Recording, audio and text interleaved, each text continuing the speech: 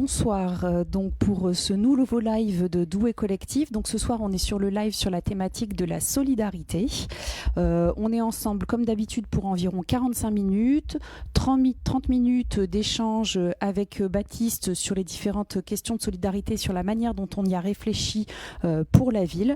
Et puis ensuite un temps pour vos questions. Donc je rappelle, c'est un exercice ouvert, donc ouvert aux questions bien évidemment, qu'elles soient posées sur le Facebook Live en commentaire directement ou sur le WhatsApp pourvu qu'on soit dans un échange respectueux et assez fluide. L'idée c'est d'être constructif sur la question.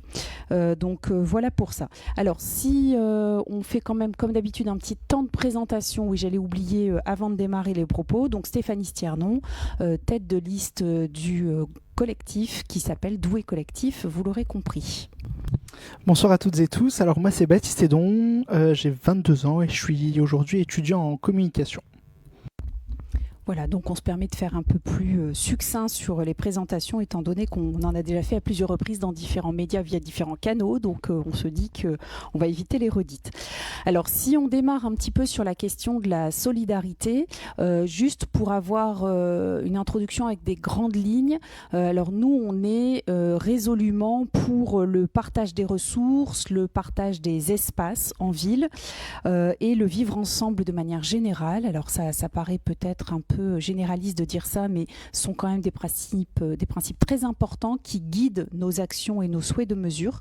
On est également fondamentalement pour la justice écologique et sociale, puisque les deux vont ensemble, je le redis souvent, l'écologie est fondamentalement sociale, sinon elle n'existe pas, tout simplement.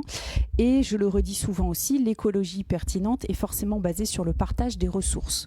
Ce qui, moi, en tout cas très personnellement, me fait dire que l'écologie est de gauche. Ça, c'est un sujet de débat qu'on peut parfois avoir, mais effectivement, pour que l'écologie soit efficace, ça veut dire qu'on a réfléchi profondément au partage des ressources, qu'on a profondément conscience que notre monde est fait de ressources qui ne sont pas infinies, et donc ça, c'est pas forcément adéquate avec une pensée de droite libérale qui pense que le capitalisme est une bonne chose et que donc par défaut on est sur un monde en croissance permanente avec des ressources infinies. Donc c'est en ça que, en tout cas moi je dis que l'écologie est de gauche. Voilà. Alors on le disait également, nous ce qu'on souhaite, c'est que chacun ait sa place dans notre société et ça en découle sa place dans notre ville en fait, quel que soit son statut, son origine, son âge, etc. Et on s'affirme en ça, en profonde opposition avec la démarche d'autres partis politiques qui ont plutôt tendance à travailler sur l'opposition des groupes sociaux entre eux, sur les peurs également. Nous, au contraire, on passe clairement un message d'entraide, de cohésion, de coopération et de vivre ensemble.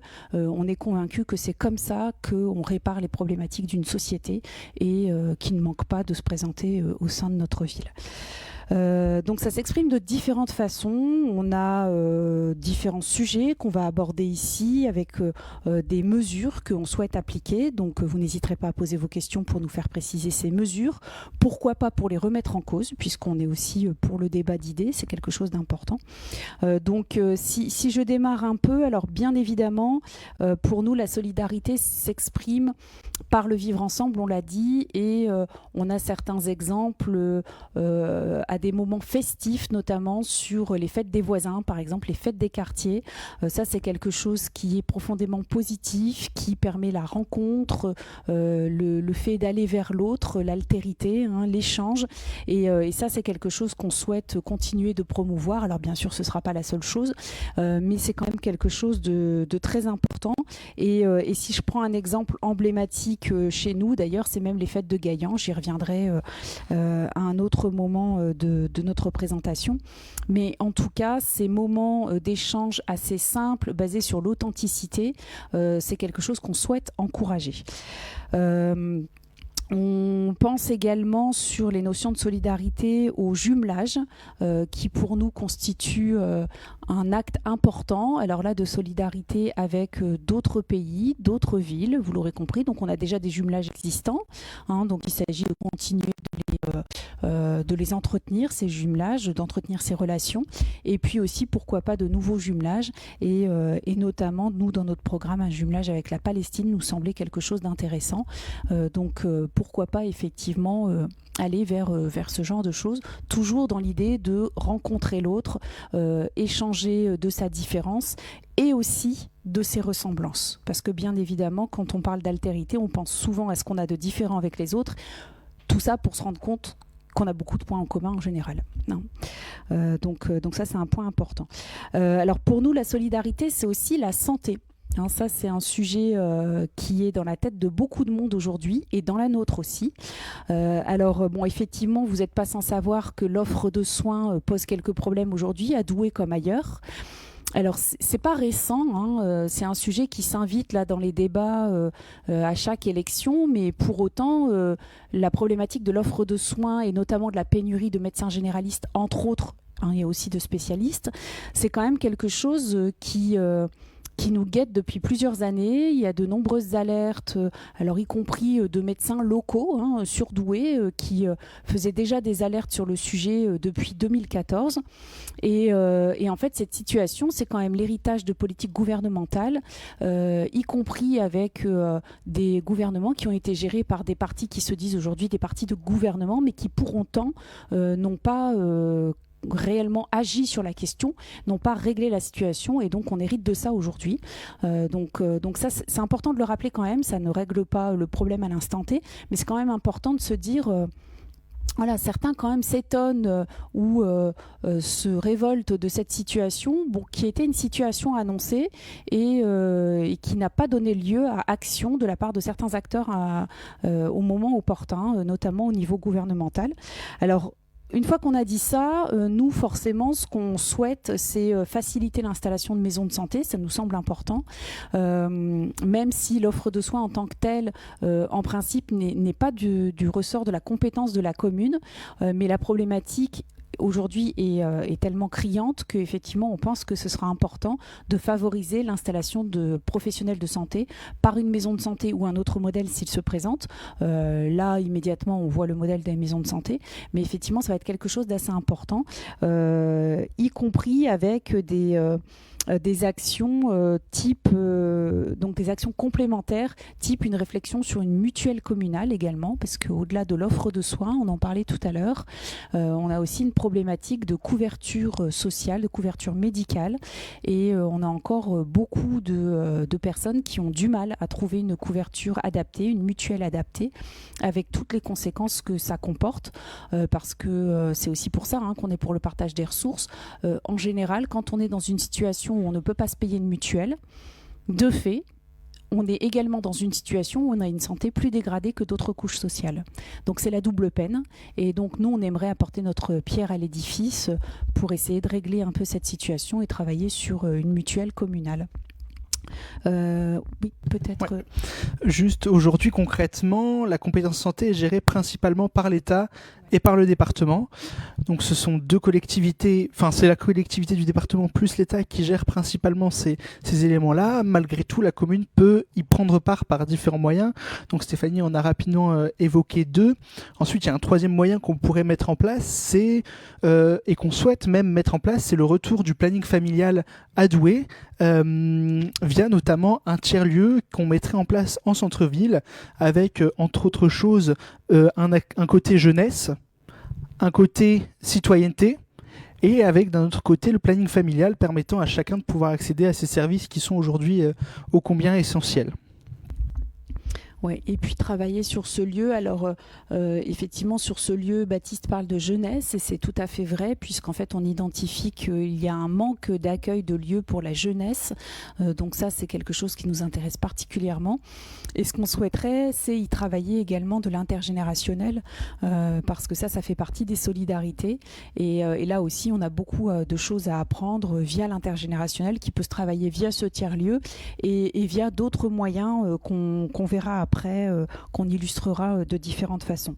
Je reviens sur le planning familial. Oui, tu as raison, c'est absolument essentiel. Alors c'est essentiel pour des raisons de santé et c'est essentiel aussi d'une certaine manière pour des raisons de citoyenneté. Quand on est jeune, accéder facilement au planning familial, c'est aussi avoir la maîtrise de son parcours de vie. C'est aussi gérer son parcours de vie et éviter certaines situations qui peuvent impacter impacter très rapidement des vies, les rendre beaucoup plus compliquées. Et voilà, donc en fait, le planning familial, pour nous, il est important également pour ça, au-delà de l'aspect santé pure, puisqu'on sait que les notions de santé, et notamment de santé sexuelle, sont un vrai enjeu aujourd'hui pour notre jeunesse, mais également pour les personnes, quel que soit leur âge. Ensuite aussi, il y a le sujet de la santé mentale qui est importante à prendre en main et on souhaite aussi notamment mettre en place des assises de la solitude demain pour faire un état des lieux de ce gros problème qui touche de plus en plus de monde, que ce soit à Douai ou même ailleurs en France, mais nous on parle particulièrement de Douai et de l'agglomération. Et donc pouvoir faire ce constat, qu'est-ce qu'il en est aujourd'hui et qu'est-ce qu'on peut mettre en place concrètement pour limiter ce problème de solitude, pour que chacun puisse se rencontrer, puisse sortir et éviter de rester tout le temps seul chez soi sans avoir de visite parce qu'on n'a plus de famille, parce qu'on n'a plus d'amis, parce que ça fait quelques années qu'on pouvait plus sortir et que du coup on se retrouve seul. Donc aujourd'hui mettre des éléments en place pour pouvoir régler tous ces soucis-là qui pèsent effectivement sur la santé mentale régulièrement. Exactement, et c'est aussi de la prévention du coup. Alors si on change un peu de sujet, puisque nous on voit la solidarité de manière très globale, donc vous allez voir qu'on va aborder des sujets très différents les uns des autres, et donc là sur un sujet très différent, par exemple c'est le sujet de la précarité énergétique, et là on souhaite aussi pouvoir apporter une aide en accompagnant notamment les propriétaires pour la rénovation énergétique de leurs bâtiments. Alors vous n'êtes pas sans savoir que la rénovation énergétique là aussi est devenue un vrai sujet à la mode. Qui dit sujet à la mode dit souvent entreprise peu scrupuleuse qui se positionne sur le créneau, et c'est effectivement on déplore certaines arnaques. Je pense que tout le monde en a déjà constaté, et donc pas évident de faire le tri dans ce qui relève de la proposition sérieuse d'une entreprise et d'une arnaque, et pas évident non plus pour certains propriétaires qui parfois se retrouvent avec un bien sans savoir trop comment gérer les travaux, par quel bout prendre les choses. Donc là, l'idée, ce serait de proposer un accompagnement grâce aux compétences du service bâtiment de la ville, puisqu'on a des compétences au sein de ce service, et ça pourrait être l'occasion de proposer un accompagnement aux propriétaires de bâtiments qui pourraient du coup faire un diagnostic pour leurs travaux, pour savoir ce qui doit être mis en place et de la façon la plus pertinente. Et puis idéalement, ces propriétaires, alors soit ils sont occupants, et donc là on évite un bâtiment qui se dégrade. Voilà, donc ça c'est plutôt pas mal. Et un propriétaire n'est pas toujours forcément riche, je lève tout de suite ce préjugé. Ou soit il s'agit d'un propriétaire qui peut remettre en location, et alors là c'est double intérêt parce que ça nous permet de remettre sur le marché un logement à loyer correct, puisque en général les aides sont conditionnées aussi, je pense notamment là aux aides de l'ANA, sont conditionnées à la mise sur le marché avec des loyers modérés. Donc là ça permet de donner accès à une famille à un logement qui est rénové énergétiquement et à loyer modéré. Donc ça pour nous ça contribue aussi aux solidarité pour que tout à chacun puisse vivre dans un logement qui ne lui coûte pas trop cher en chauffage, et puis surtout qui soit aussi agréable à vivre et qui ne crée pas de problèmes de santé en fait. Donc ça c'est un vrai sujet auquel on souhaite s'attacher aussi. Ouais. Ensuite, pour continuer aussi sur ces sujets d'écologie, parce que la rénovation énergétique fait partie d'un sujet écologique, on a aussi 3 mesures qui sont importantes et qui pourraient permettre de faire avancer les choses pour un certain nombre de personnes. C'est pouvoir mettre en place des lieux de fraîcheur et des lieux de chaleur, donc des lieux de fraîcheur en été, des lieux de chaleur en hiver, pour que chacun quel que soit l'endroit où on habite, quelles que soient les conditions dans lesquelles on vit, puisse avoir et accéder à de la fraîcheur en été quand il fait 40 degrés dehors sur le bitume, ou accéder à des lieux de chaleur en hiver quand il fait -5 dehors, et pouvoir se mettre à l'abri. Et à ça s'accompagne aussi la mise en place de fontaines publiques, donc accessibles à chacun et à chacune, permettant de pouvoir aller se rafraîchir, boire de l'eau, quel que soit l'endroit où on soit dans la ville, même si on n'est pas chez nous, même si on a oublié sa bouteille ou sa gourde, etc., pouvoir se rafraîchir aussi directement là-dessus. Et alors, je profite de cette intervention sur les fontaines, effectivement, pour dire que ça, c'est une mesure aussi qui s'insère plus globalement dans la notion de ville inclusive, qui nous tient fortement à cœur. Donc la ville inclusive, c'est un peu ce qu'on disait au début, c'est le fait que chacun puisse avoir sa place dans l'espace urbain, dans l'espace public, ce qui n'est pas toujours évident. Et donc le mobilier urbain est quelque chose d'extrêmement important dans la ville inclusive. Donc Baptiste en a parlé avec les fontaines. Il y a un sujet important également autour des toilettes public, accessible, propre, opérationnel, etc. Parce que des toilettes publiques, c'est très bien d'en avoir sur l'espace public, mais il faut qu'ils soient opérationnels et accessibles réellement. Voilà. Et le questionnement également autour des bancs. Alors les bancs, ça paraît toujours un détail, mais pourtant ça l'est absolument pas. Le banc, déjà, c'est un lieu de sociabilité, tout simplement. C'est un endroit où on peut se poser, discuter, rencontrer, etc. Et puis le banc, selon comment il est fait, il accueille ou il accueille pas, si je le dis simplement en fait. Alors je pense notamment à certains dispositifs de bancs assis debout, de bancs incurvés pour éviter que les gens ne s'installent trop longtemps pour différentes raisons, etc. Et ça peut être parfois un sujet. Donc un banc, normalement, il se doit d'accueillir. Donc déjà, alors on va définir rapidement ce que pour nous est un bon banc, si je puis dire. C'est un banc qui permet vraiment de s'asseoir et pas qui permet de s'appuyer comme un assis debout. Et c'est un banc avec un dossier, déjà. Voilà, ça c'est quelque chose d'important. Dans l'espace public, alors à Douai comme ailleurs, on voit fleurir des bancs atypiques avec des formes un peu particulières, etc. Mais qui ne permettent pas réellement de se poser. Et donc, quand on a un certain âge, quand on a un problème de santé, quand on a un peu mal au dos, quand on est avec des enfants, en fait, c'est pas si évident de ça, de se poser sur ces dispositifs d'assises. Alors, je dis dispositifs d'assises parce que pour certains, en fait, pour moi, ce sont pas des bancs. Quand on a juste un bloc ou un assis debout, c'est des dispositifs d'assises ou de repos, mais c'est pas des bancs. Et nous, en fait, on est des gens simples, authentiques, on veut juste des bancs. Voilà. Et alors bien évidemment, le banc, il faut toujours vérifier l'implantation pour qu'elle ne parasite pas le vivre ensemble. Ça, on sait que c'est pas toujours évident.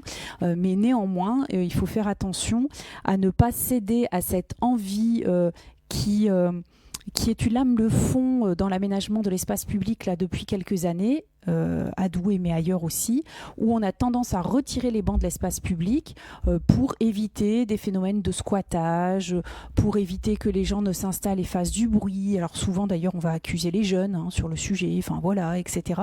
Et en fait, en retirant ces bancs, finalement, on a une ville qui n'accueille plus ou moins, qui est moins inclusive, qui permet moins de temps d'échange et qui travaille moins sur le vivre ensemble. Et en fait, ça, c'est une lame de fond, c'est ce que je disais, qui existe depuis plusieurs années. Et on ne s'est pas rendu compte que rien qu'avec la question des bancs, on peut détricoter le lien social dans une ville.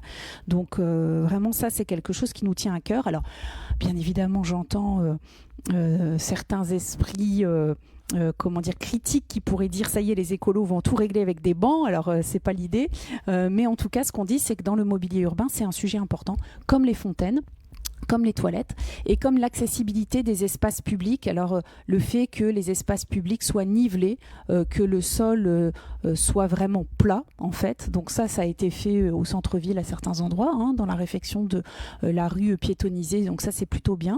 Mais effectivement il y a un enjeu aussi sur d'autres zones à vérifier l'accessibilité pour ce qu'on appelle les personnes à mobilité réduite. Et je le rappelle, l'accessibilité PMR en fait est très inclusive, puisque quand on respecte les principes d'accessibilité PMR, alors ça permet d'accueillir déjà les gens porteurs de handicap, les personnes porteuses de handicap, mais ça facilite la vie aussi des gens qui circulent avec des poussettes, des enfants, ou qui ont parfois juste un peu de mal à marcher, sans forcément parler de fauteuil roulant.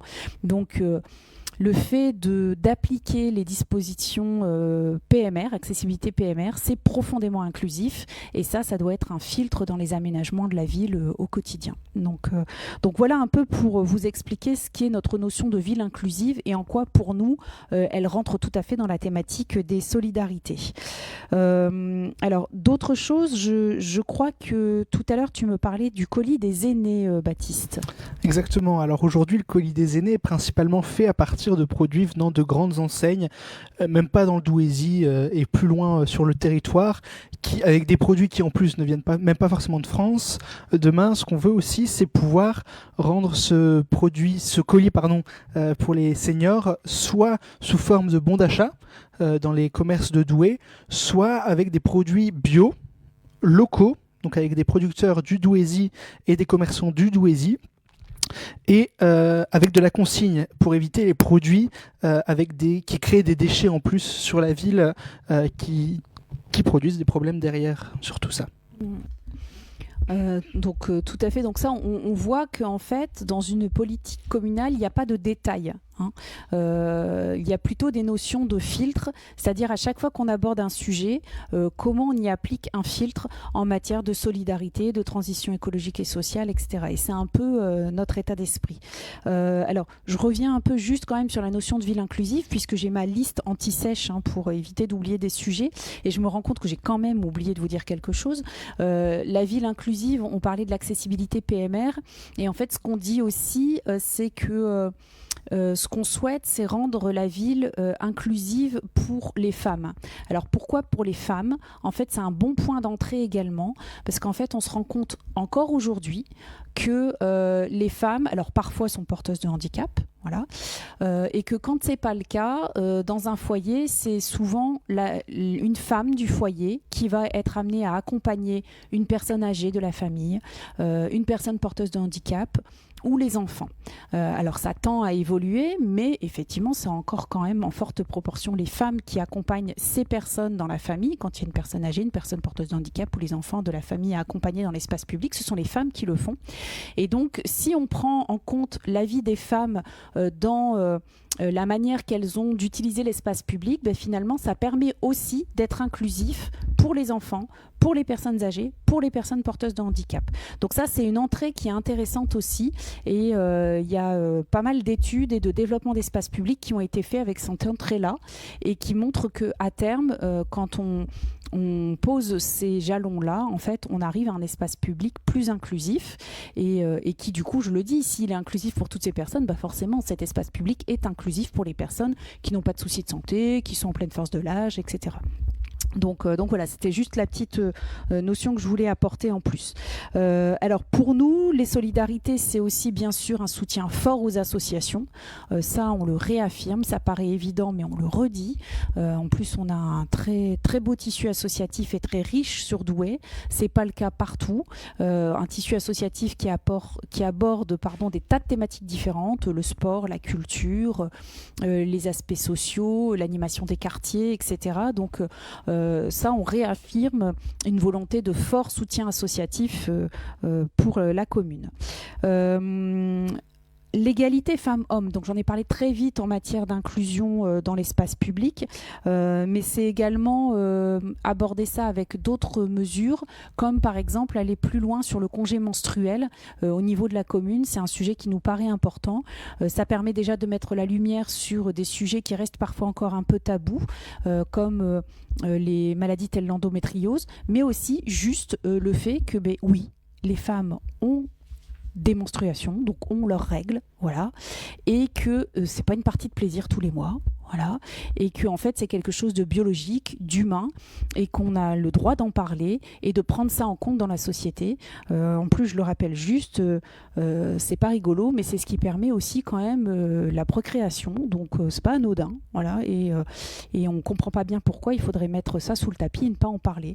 Donc c'est un vrai sujet aussi, les notions de congé menstruel à aborder et sur lequel il faudrait essayer d'aller plus loin au niveau des agents de la ville, des agentes de la ville, puisqu'il y a eu une initiative qui a été portée, mais qui pour nous est encore timide quand même dans son organisation aujourd'hui au niveau de la ville.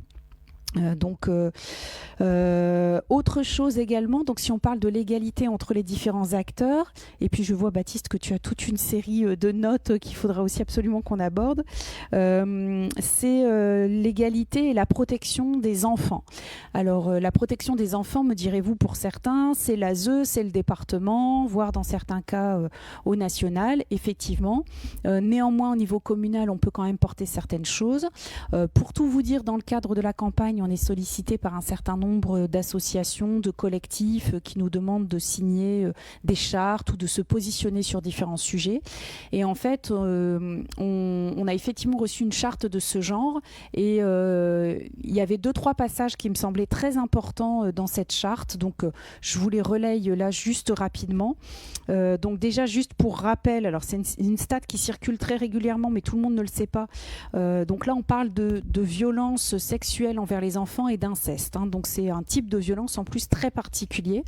Donc on redit dans la stat qu'en moyenne, chaque classe à l'école, chaque classe accueille en moyenne 3 enfants agressés sexuellement. Donc en fait, c'est énorme. C'est une stat. Alors moi, c'est une stat que je connaissais déjà, mais à chaque fois que je la vois, je me dis ça reste extrêmement important.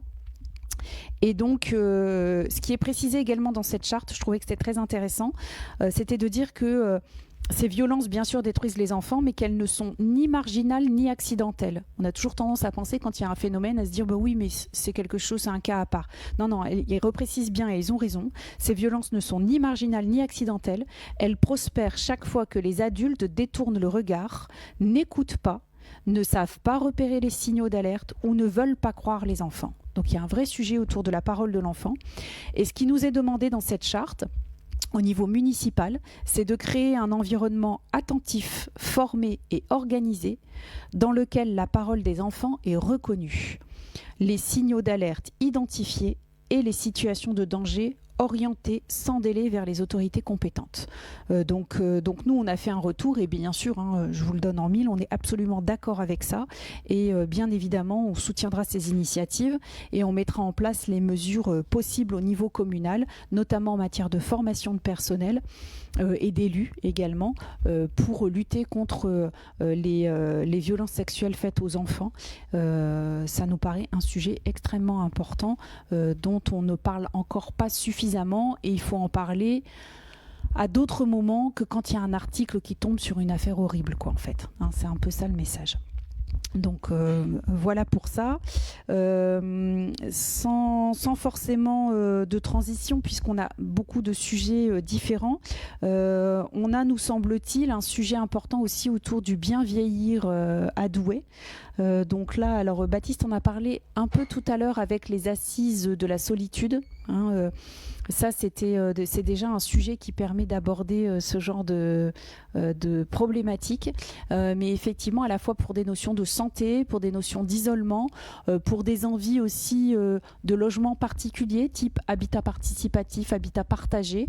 Il y a vraiment des choses sur lesquelles on peut avancer pour le bien vieillir à Douai, et ça nous semble un sujet important pour aussi nourrir l'intergénérationnel et là aussi être sur la logique de solidarité et de cohésion entre les différentes générations. Tu avais quelque chose ? Oui, du coup, après, c'est plutôt sur les sujets de solidarité financière aussi, parce qu'il y a un certain nombre d'éléments qu'on peut mettre en place pour venir en aide aux personnes qui parfois n'arrivent pas à finir les fins de mois. Et ça, il y en a un certain nombre, particulièrement dans le bassin minier et à Douai, qui chaque mois finissent et même commencent le mois des fois avec des comptes négatifs. Donc aujourd'hui, on a notamment une meilleure tarification de l'eau, avec notamment, nous, ce qu'on souhaite, c'est mettre en place la gratuité des premiers mètres cubes de l'eau. Aujourd'hui, ça permettrait aux personnes qui n'ont pas ces moyens-là de pouvoir bénéficier de l'eau gratuitement, parce que l'eau est un bien commun, elle est normalement accessible à tous, on en a la nécessité aussi pour pouvoir vivre, et ça permettrait ensuite de mettre une progressivité sur le tarif derrière. Alors, du coup, les personnes consommant normalement de l'eau n'auraient pas de soucis sur cette progressivité, mais les personnes avec une grosse consommation pour des énormes piscines ou toutes ces choses-là, évidemment, derrière, forcément, paieraient un tarif normal de cette eau. Ensuite, ce qu'on souhaite mettre en place aussi, c'est l'expérimentation du crédit communal. Par exemple, une personne viendrait déposer un élément, un objet, pour finir sa fin de mois. De l'argent lui serait donné en échange par la mairie. Derrière, en fonction évidemment du montant de cet objet, derrière, une fois que la personne a pu récupérer de l'argent, elle viendrait récupérer son objet en rendant cet argent à la mairie. Et à l'inverse, si effectivement cette personne n'a pas la possibilité de rembourser ce crédit, l'objet serait revendu par la mairie pour rembourser ce crédit. Donc ça, c'est une chose qui se met en place assez facilement, qui, mis à part des agents de la mairie, ne coûte absolument rien, parce que derrière, ces crédits sont remboursés, que ce soit par la personne qui vient le faire ou par l'objet revendu derrière. Donc dans ces cas-là, c'est tous des éléments assez importants. Je ne sais pas si toi, tu avais aussi d'autres éléments sur le côté financier. Pas tout de suite. Par contre, là, j'ai déjà des questions qui arrivent. Donc, je me dis, on peut se faire un stop temps questions. Et puis ensuite, on pourra vous parler éventuellement, si on a encore le temps, de notre top flop, comme on le fait parfois sur certains lives. Donc, dans les questions qui nous arrivent, on a notamment une première question qui est: quelle solution contre les gens qui squattent les bancs, exemple sur différents espaces de la ville. Alors, en fait, plusieurs réponses à ça.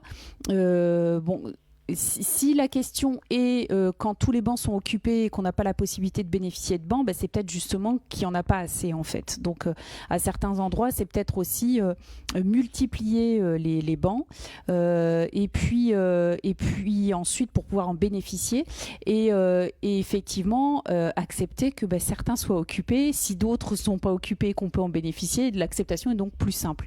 Et ça permet aussi une plus grande mixité des populations qui sont sur les bancs, etc.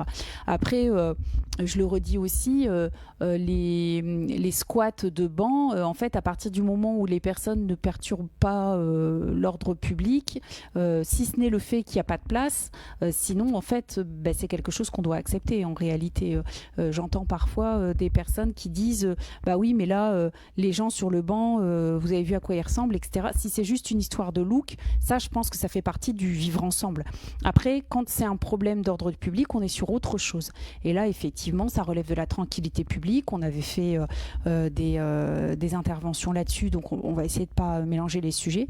Mais je pense aussi que vraiment, ce sentiment de squat de banc, bien souvent, c'est dû aussi au fait que en fait il n'y en a pas assez et que quand on se balade dans l'espace public et qu'on a envie de s'asseoir, on a la sensation qu'ils sont déjà occupés et que c'est saturé. Donc nous on aurait tendance à dire, en fonction des lieux, en fonction de la configuration, etc., bien souvent c'est un peu ce qu'on pointe, c'est qu'il n'y en a pas assez en fait et que donc pour pouvoir en disposer, installons-en. Après, je rebondissais sur la question suivante, sur la piétonisation. On nous pose la question de savoir si on va rouvrir par intermittence la rue piétonne, au niveau de la rue de Belin notamment, mais aussi... C'est non. Ça, c'est, oui, ça c'est non, c'est exactement ce que j'allais dire. Ça c'est non, nous on est pour la piétonisation et on voit même, et ça on l'a déjà expliqué mais on va le redire, qu'il y a un certain nombre d'études qui pointent en France que cette piétonisation est positive à la fois pour les commerces, pour les riverains, mais aussi pour les personnes qui viennent dans ces rues piétonnes aussi, qui sont beaucoup plus en sécurité. Et aujourd'hui, cette piétonisation est aussi favorable au commerce, dans le sens où les personnes piétonnes qui viennent faire des courses en centre-ville, sur ces rues piétonnes, passent beaucoup plus de temps devant, à faire ce qu'on appelle du lèche-vitrine, à passer devant les commerces, et derrière, ça favorise les achats. Et tous ces éléments-là, du coup, est positif pour le commerce. Et ensuite, pour conclure sur ce côté piétonisation, nous on souhaite même l'étendre sur la croix de Douai, donc soit vers la rue de Paris, soit vers la place Carnot directement. Bien sûr, évidemment, soumis à la consultation des habitants, des commerçants, enfin de chacun et de chacune. On ne va pas faire ça, comme sur chacune de nos mesures, mais c'est important de le rappeler. Dans les questions qui arrivent aussi, on nous parle du problème des poubelles qui gênent le passage des fauteuils roulants et des poussettes. Oui, alors ça c'est un sujet. Alors ça aurait été sympa d'avoir la précision dans la question de poubelles, à savoir si là la personne parle de poubelles en sac déjà ou de containers poubelles, parce qu'effectivement il y a deux problématiques sur le sujet. Alors quand ce sont des poubelles en sac, c'est déjà très embêtant. Si elles sont sorties à l'heure, on peut se dire elles ne vont pas rester trop longtemps sur l'espace public, elles vont être vite ramassées. Quand ce sont des poubelles en bac, ça prend encore plus de place et effectivement, elles sont pas toujours rentrées au bon moment. Donc il y a plusieurs sujets là en fait. Il y a tout le sujet de se dire dans quel secteur il vaut mieux mettre des bacs ou des sacs. Il y a ce problème-là. Et il est évident que dans les secteurs où il n'y a vraiment pas beaucoup d'espace sur les trottoirs, quand on a des poubelles en bac, ça pour les piétons, pour les accès PMR, pour les gens qui circulent en poussette, etc., ça c'est vraiment une galère, quoi. On le voit bien parce que le container parfois peut occuper tout l'espace du trottoir quand le trottoir est très étroit à certains endroits du centre-ville ou des quartiers.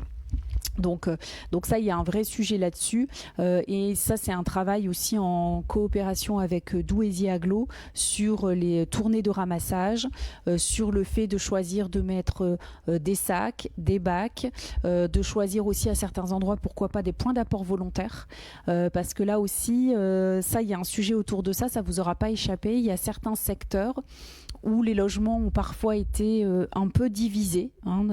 Et quand les logements étaient très divisés, que les gens ont de tout petits appartements, ils n'ont pas de locaux poubelles.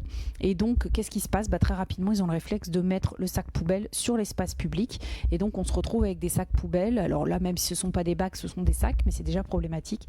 Des sacs poubelles qui traînent sur l'espace public en dehors des jours de ramassage. Donc ça veut dire que ça peut rester là une journée, 2 journées, assez facilement et embêter les personnes qui circulent sur ce trajet. Donc là, on se dit que dans ce cas-là, les points d'apport volontaire, ça peut être une bonne chose. Là aussi, il faut qu'il soit géré en conséquence. Parce qu'un point d'apport volontaire qui n'est pas vidé suffisamment rapidement, ça devient un lieu, ça devient un dépotoir. Donc ça, on en a conscience. Donc, comme on dit souvent, le diable se cache dans les détails. C'est-à-dire que ça peut être très bien d'avoir une bonne idée, mais la question derrière, c'est le suivi. Donc sur les déchets comme sur autre chose, il y a vraiment une question autour du suivi, effectivement. Ouais. Après, sur la question suivante, sur la question de la rénovation thermique, on nous remonte le souci aussi d'un manque d'informations et de conseils clairs, sérieux et gratuits. Alors ça, on l'a évoqué très rapidement juste avant, mais effectivement, nous on souhaite pouvoir ouvrir le service, pouvoir rendre disponible aux habitants les différents le taux de pauvreté sur Douai est préoccupant, alors sur Douai ou Douaisis. Au-delà des dispositifs existants, comment votre projet y répond ?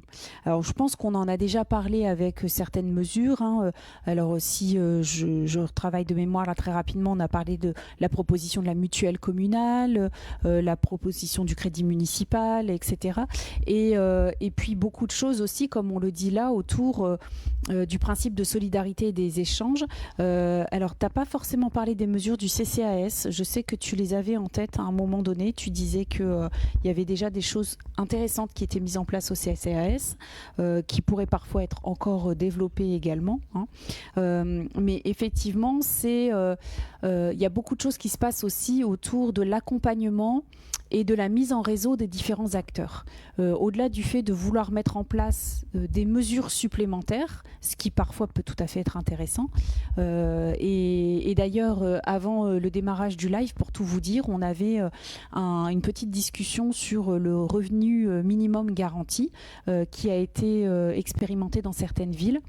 Et on s'était posé cette question et ça c'est quelque chose qui est encore en réflexion parce que dans la ville en l'occurrence où ça a été mis en place pendant une année de manière expérimentale et l'agglo ensuite n'a pas suivi, donc ça a finalement créé une frustration. Donc on se dit qu'il faut être prudent sur ces sujets-là, mais au-delà des nouvelles mesures qu'on peut mettre en place, on pense qu'il y a vraiment un sujet autour de la communication entre les différents acteurs. Et de la même façon qu'on parlait d'assises de la solitude tout à l'heure, pourquoi pas passer par des assises de la précarité, de la solidarité ? Parce qu'effectivement, il y a quand même un gros sujet sur le bassin minier en matière de précarité sociale et la précarité sociale se traite de manière pluridisciplinaire. Ça passe par l'éducation, le soutien au niveau des écoles, un soutien santé également. On en parlait hier dans le live éducation avec les collègues, avec les soutiens au niveau du dispositif de réussite éducative et la cité éducative qui propose parfois l'accompagnement de certaines familles pour trouver des rendez-vous d'orthophonie par exemple. Ça peut passer par là au niveau des enfants. C'est aussi à un moment donné donner accès via la ville nourricière. Donc ça on en avait parlé dans le live écologie. La ville nourricière, nous dans l'idée c'est que chacun puisse avoir accès à des fruits et des légumes sur l'espace public. Donc ça peut venir aider. Et puis c'est également travailler sur des politiques de prévention en termes de santé, on l'a dit, de santé mentale, en matière de logement également, en matière de mobilité, c'est travailler sur tout ça.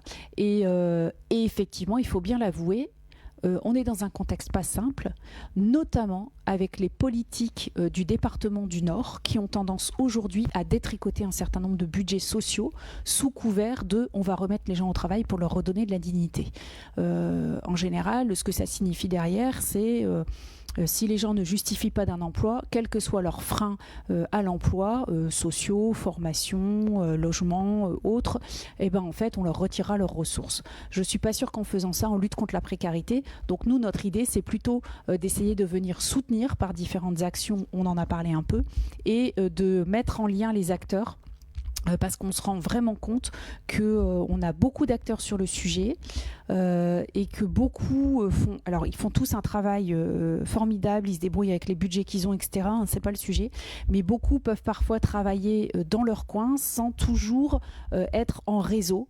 Et quand on est une personne en situation de précarité, on est loin d'avoir les clés pour trouver toutes ces personnes et savoir à quelle porte toquer tout le temps. C'est souvent très compliqué, contrairement à ce qu'on pense, contrairement à certains discours qui se véhiculent en disant oui, les personnes précaires, de toute façon, ça vous allez chercher de l'aide. En fait, non, c'est pas vrai du tout. C'est souvent opaque, c'est souvent des dossiers à remplir, à remodifier, avec des délais qui peuvent tomber, des délais d'instruction quand vous n'avez pas donné les pièces justificatives au bout de, je sais pas, un mois par exemple, pour recommencer le dossier au début, etc. Enfin, c'est quand même compliqué. Il faut parfois une thèse en précarité pour réussir à s'en sortir, si je puis m'exprimer ainsi. Donc il y a un vrai sujet sur l'accompagnement et la mise en réseau. Et là, pour le coup, la commune peut venir aider sur ce sujet-là.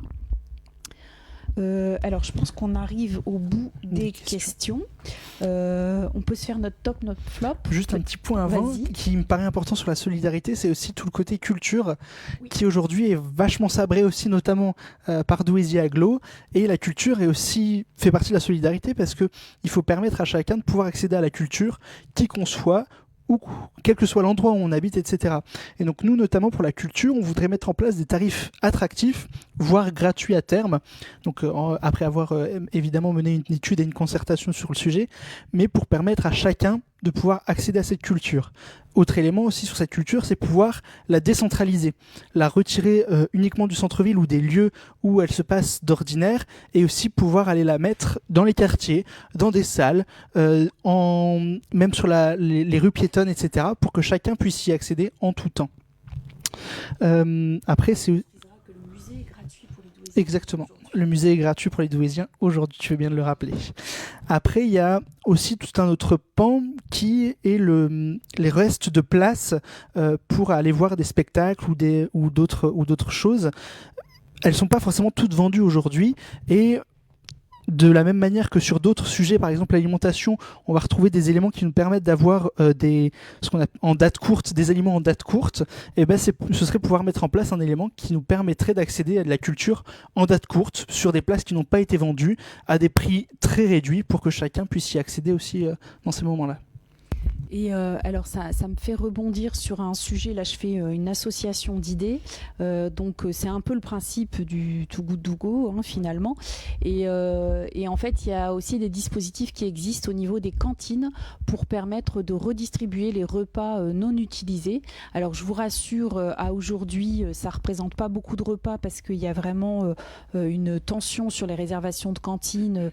Donc on n'a pas forcément beaucoup de repas, à ma connaissance, en tout cas au niveau de la ville, qui ne sont pas distribués, utilisés aujourd'hui. Mais néanmoins, pour le peu de repas qui restent non distribués en fin de service, il y a des possibilités. Et moi, j'avais contacté notamment il n'y a pas très longtemps une association qui travaille là-dessus, qui travaille sur la redistribution de repas non utilisés juste après les services de cantine auprès de personnes précaires. Donc les personnes précaires peuvent tout à fait venir avec leur contenant en plus. Donc on est sur quelque chose de très vertueux au niveau écologique, au niveau de l'école, pour récupérer le plat correspondant au menu du jour et qui n'a pas forcément été distribué. Donc ça, ce sont autant de petites initiatives qui peuvent venir améliorer les choses, même si bien sûr ça ne règle pas tout.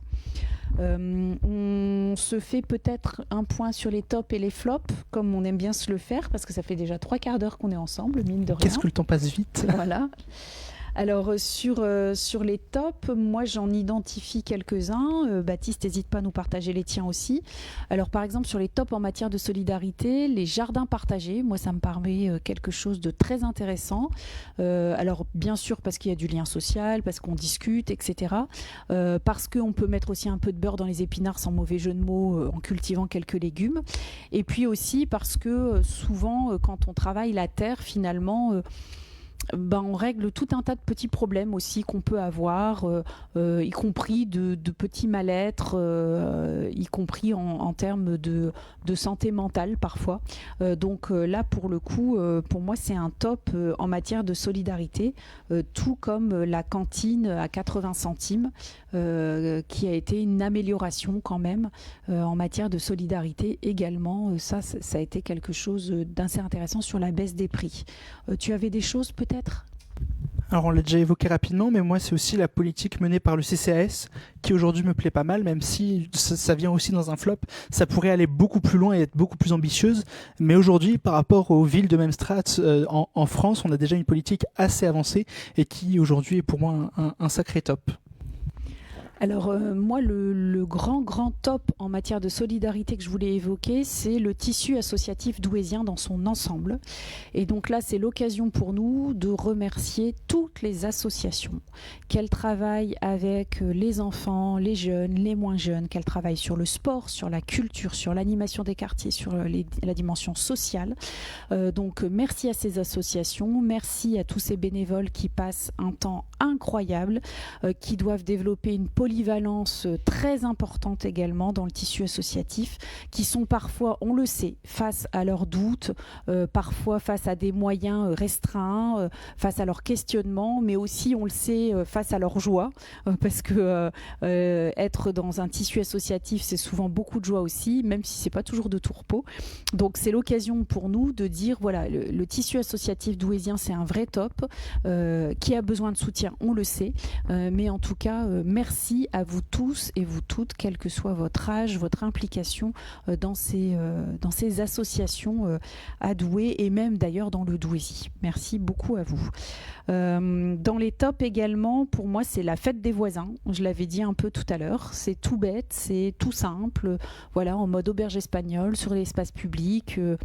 Entre voisins, voilà, c'est des moments où on sent des échanges quand même plutôt authentiques et qui donnent toujours lieu à des rencontres intéressantes et qui donnent un peu plus confiance en l'être humain, donc c'est bon à prendre.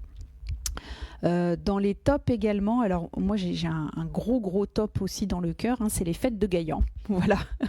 Donc on en entend beaucoup parler peut-être, vous direz-vous, elle n'est pas allée chercher très loin son top en matière de solidarité, mais néanmoins je trouve que c'est assez révélateur ces fêtes de Gaillan. C'est un événement extrêmement mixé où on retrouve une population très hétéroclite, donc on sent que tout Douai, tout le Douaisis et tout l'extra-Douaisis, en dehors du Douaisis, est là également, puisque ça brasse beaucoup de personnes différentes.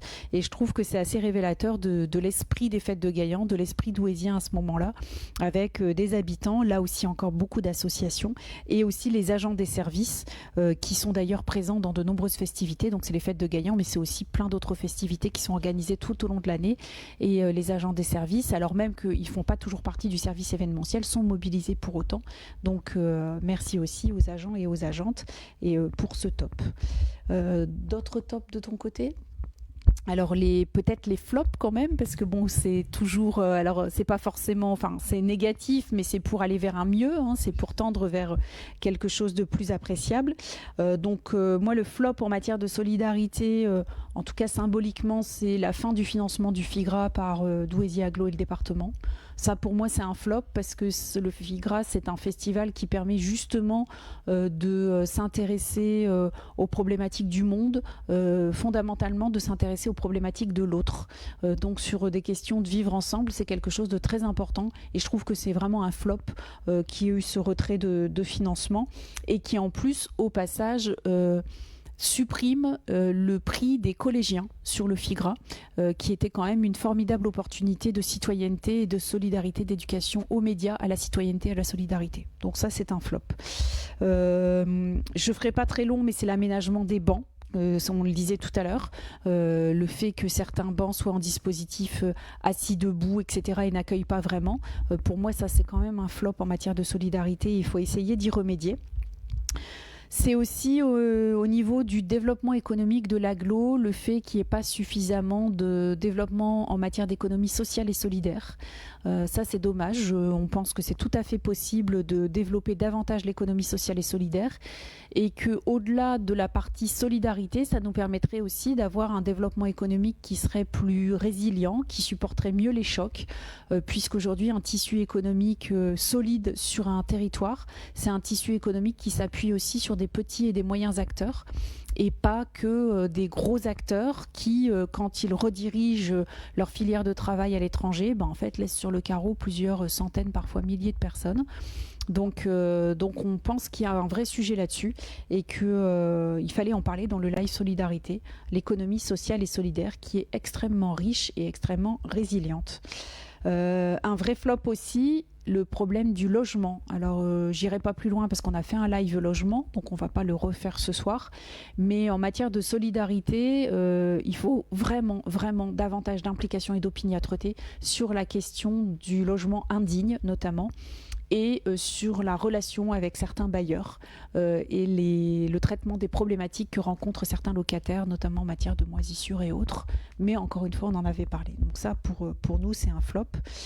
Toi, tu en avais un aussi quand même. Ouais, moi, c'est un élément qui revient régulièrement sur plusieurs sujets, donc pas que la solidarité, mais c'est quelque chose qui nous revient régulièrement, c'est le problème de l'équité entre les différents quartiers. On voit souvent que le centre-ville est priorisé par rapport à d'autres quartiers et que d'autres quartiers, effectivement, sont mis à l'écart d'un certain nombre de politiques, ici de politiques de solidarité, mais aussi sur d'autres types de politiques. On avait parlé du nettoyage, on avait parlé de la voirie, etc. Tout à fait, c'est vrai que c'est quelque chose qui revient régulièrement et là aussi pour améliorer le vivre ensemble, c'est vrai que l'équité c'est l'une des notions qui est importante pour ces sujets-là. Alors je suis pas sûre qu'on ait d'autres questions qui soient arrivées, en même temps ça fait déjà plus de 3/4 d'heure qu'on est ensemble, on a dépassé le timing. Alors, que proposez-vous pour les sans-abri ? La dernière question. Alors, effectivement, on en avait parlé un peu dans le live logement. Il avait été question, et donc il en est question ici aussi, de la saturation des hébergements d'urgence, puisque en fait, pour lutter contre ce qu'on appelle classiquement le sans-abrisme, effectivement, il y a très vite la question de l'hébergement d'urgence. Et il est vrai que les réseaux sont très souvent saturés, et pas seulement en période de plan grand froid, parce qu'on en entend beaucoup parler en période de plan grand froid, mais ce n'est pas les seuls moments. On voit régulièrement des phénomènes de saturation. Alors soit des phénomènes de saturation ou aussi des problématiques particulières avec parfois des personnes qui ne souhaitent pas dormir en foyer parce qu'il peut y avoir de la violence et on peut comprendre. Et donc, alors on pense que déjà dans un premier temps, il faut regarder le problème en face. Donc en fait, effectivement, personne ne souhaite que des gens dorment à la rue, mais néanmoins ça arrive. Et ça arrive y compris à Douai. Et en fait, ça, il faut savoir le dire quand même, parce que quand on fait des réponses du type il n'y a personne qui dort à Douai, en fait on ne peut pas régler le problème. Donc la première des étapes, c'est de savoir dire oui, c'est vrai. Il peut y avoir des personnes qui dorment à la rue, y compris à Douai. C'est quelque chose qui peut arriver. On sait que la problématique est complexe. L'hébergement d'urgence, normalement, c'est une compétence de l'État. Néanmoins, la commune peut venir en renfort et donc ça c'est quelque chose qui doit se réfléchir. Alors certaines communes par exemple utilisent des logements vacants pour venir mettre à disposition des logements d'urgence supplémentaires. Et puis au-delà de l'urgence, il y a aussi toute la question de la santé, là aussi. Donc vous voyez, on en parlait tout à l'heure, mais on est sur ce live solidarité. On disait les sujets touchent tout le monde, là aussi quoi en fait. Sur la question de la santé, il y a aussi un vrai sujet. Alors certaines associations prennent en charge des opérations de maraude, mais néanmoins on se rend compte aussi que sur la question des sans-abri, il y a parfois un sujet de santé mentale qui n'est pas suffisamment pris en charge. Et ça, les communes se doivent aussi de militer sur ce sujet pour que ce soit mieux pris en charge en termes de santé globale, de santé mentale, de précarité de manière générale et de logement et d'accès à des repas adaptés. Alors je pense qu'il doit encore avoir une question.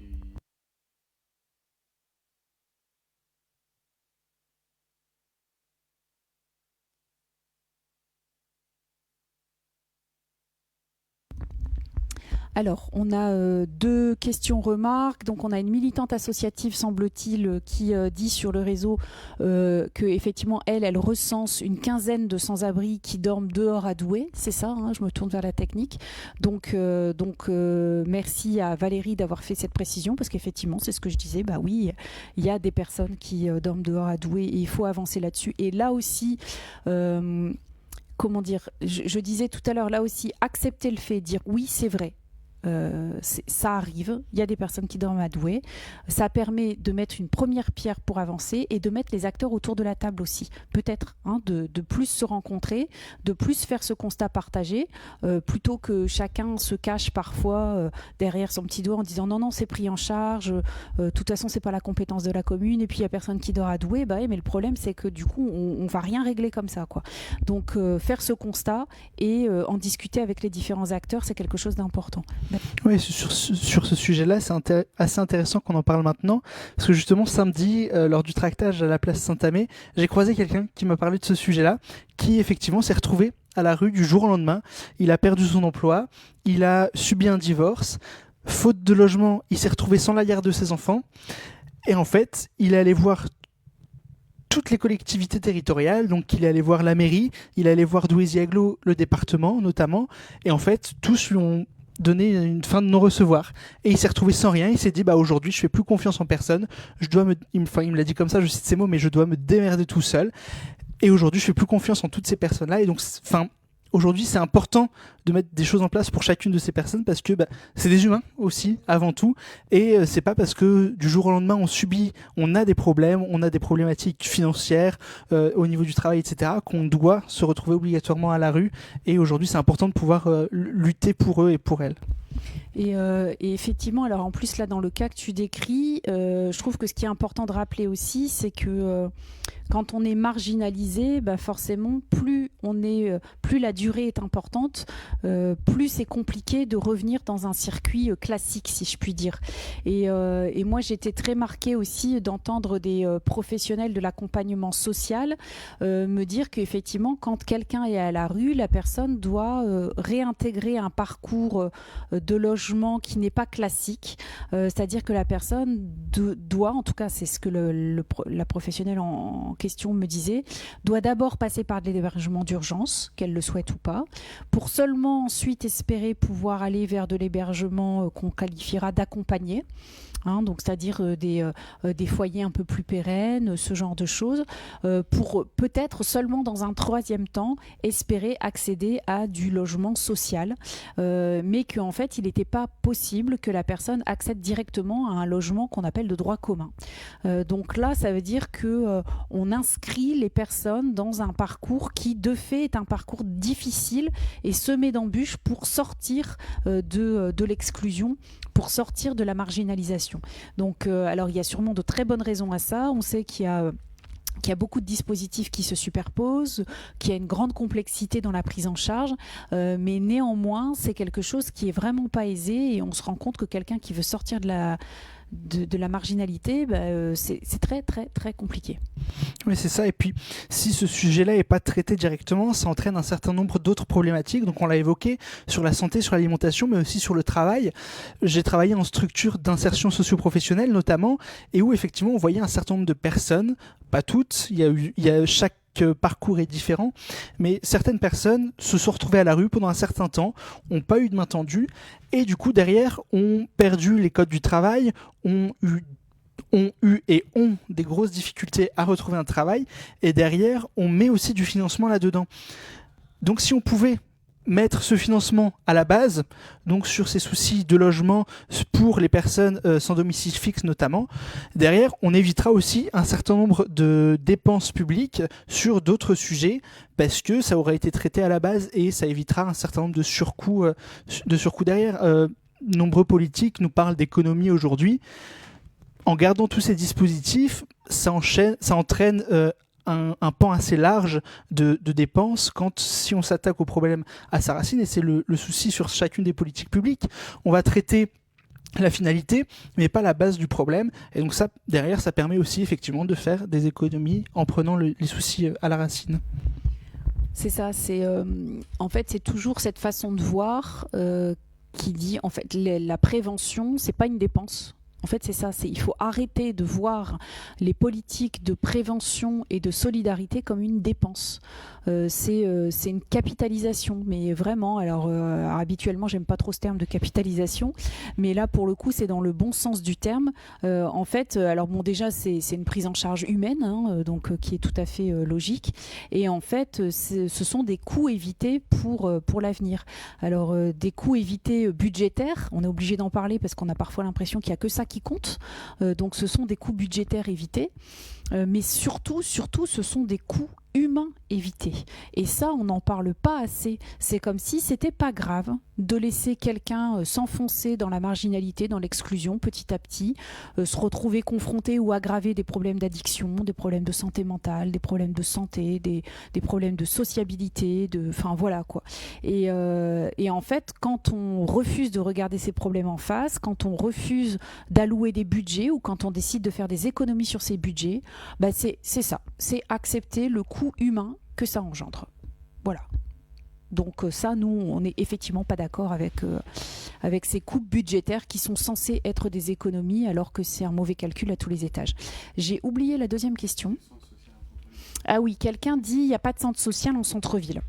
Donc en fait, effectivement, il y a une implantation du centre social qui est situé en face du parc Bertin, mais qui fait plutôt office de siège social, donc qui n'a pas forcément les mêmes animations que les centres sociaux de quartier. Et là, la personne qui pose cette question permet de pointer un sujet intéressant qui consiste à dire aussi la précarité, elle ne se retrouve pas que dans les quartiers. C'est vrai qu'aujourd'hui, on voit aussi une précarité certaine dans le centre-ville. On peut parfois avoir des préjugés là aussi, vous savez, en se disant les gens qui habitent dans les centres-villes, c'est des bourgeois. Je peux vous dire que c'est pas le cas. Alors, on va trouver des gens qui sont à l'aise, mais aussi dans d'autres quartiers. Et en centre-ville, on retrouve effectivement des gens en précarité, pour certains en grande précarité. Donc oui, il y a la question aussi de l'action des centres sociaux et des autres acteurs. C'est un peu ce qu'on disait tout à l'heure quand on disait il faut mettre en lien les différents acteurs parce que la commune, à tout le moins, il faudrait qu'elle soit en capacité d'orienter efficacement vers un service. Alors, entendons-nous bien, le CCAS fait déjà beaucoup de travail sur le sujet. Je voudrais pas que les agents et les agentes du CCAS pensent que leur travail n'est pas efficace. Je sais qu'ils et elles travaillent d'arrache-pied sur le sujet pour la précarité, pour les actions autour des enfants, autour des seniors, donc ça on le sait, mais néanmoins effectivement à un moment donné il va falloir qu'on développe quand même des moyens sur ces sujets-là et y compris sur les actions du centre social en centre-ville.